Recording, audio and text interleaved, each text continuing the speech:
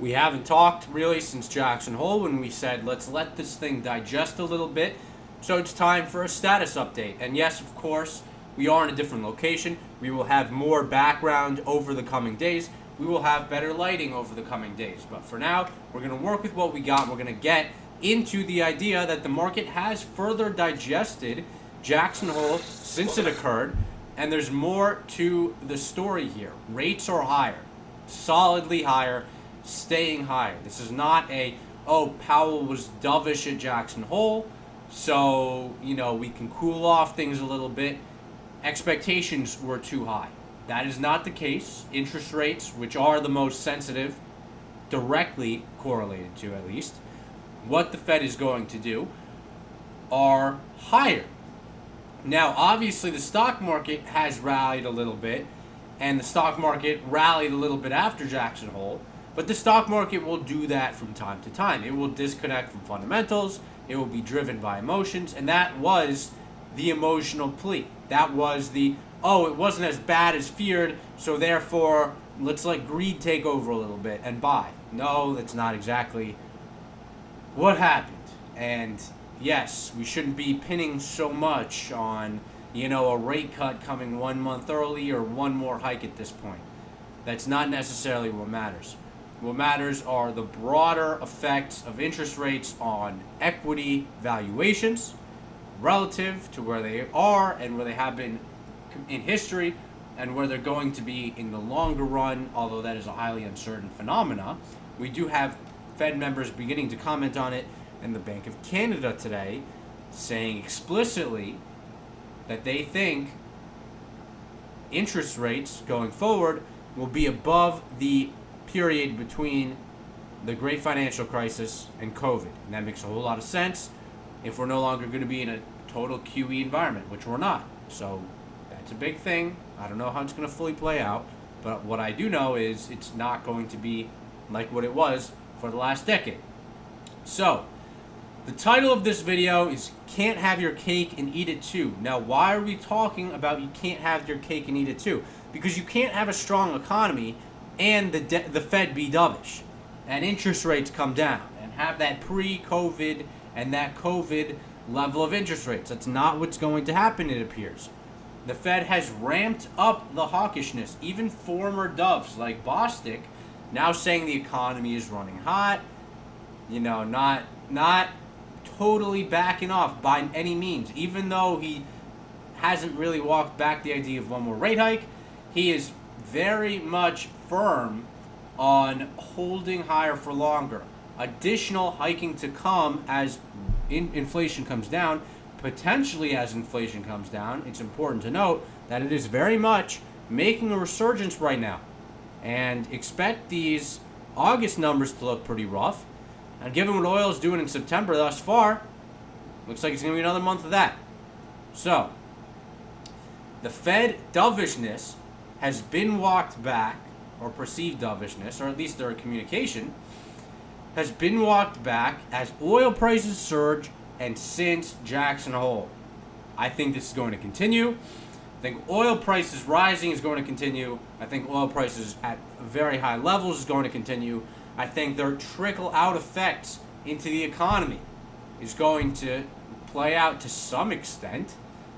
Is it going to be as much as last year when we relatively still had all that excess savings? I don't think so. I think inflation is generally trending down, but this resurgence is not going to make things easy. The idea is the Fed wants to slow the economy down. So you can't have the economy reaccelerating and the dovish scenario, the rate cuts, the chill out, the inflation is done, we can look behind us. So many people were saying inflation is done, we can look behind us. Now it's resurging. Now the Fed is talking hawkish again. In my opinion, they've been hawkish the whole time, but it's been crazy. And I'm not trying to say the bulls didn't have a reason to bottom stocks temporarily or permanently based on the economic strength. It's hard to not own stocks when the economy is coming in very strong, stronger than expected by many. So I'm not trying to say the bulls are, some dumb people or anything. They won here so far this year, and they had somewhat valid reason to do so. I think they are still not. I think they're looking at things a little too close up and projecting things too much into the future to continue. I don't think that will be the case. And there's definitely signs of economic weakness beginning to show. We have the highest delinquency rates amongst consumer loans, credit cards, and auto loans in over a decade. I thought we had tremendous consumer spending. I thought we had tremendous consumer balance sheets. I thought we had tremendous consumer savings, and this was going to continue, and all was well. Well, what is up with the surge in delinquency rates?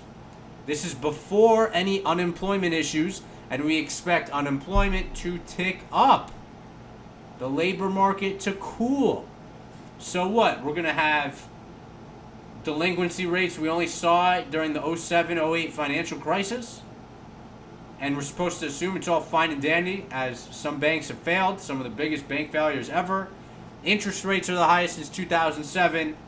Earnings growth is lackluster at best, unless you're Nvidia, which has some sort of cyclical tailwind. I'm not ready to go in the secular era because chips have been a monumental thing for the last several decades. Yet the companies have been very cyclical. I get it, as oil companies, but there are, like Nvidia, structural issues to be bullish oil companies. However, they don't trade at massive multiples. And I get Nvidia's forward projection multiple isn't so crazy, but oil's is way, way, way, way lower. So, two different things. The right price, I would buy Nvidia, but it's not the right price for me. It's not for me. That is the truth for me. So, what's the bottom line here? The bottom line here is we've been having our cake and eating it too. And that's a very strange phrase, but I'm using it because it's a common phrase. The having your cake and eating it too thing, the economy being strong and the Fed being dovish. That's not the case. The economy is strong, but in my opinion, it's now beginning to weaken. And the Fed is hawkish, and they're going to have to get more hawkish as inflation begins and continues to pick up more as the data trickles in. So, I think there's a market correction coming in. I think if we're going to have higher interest rates, particularly over the last decade or so, we need to have lower multiples. That's just the way it is, especially when the short end of the curve is offering such good returns that you can get nearly the S&P 500 average return in a good environment where the Fed isn't in restrictive territory. Okay, we didn't even talk about this.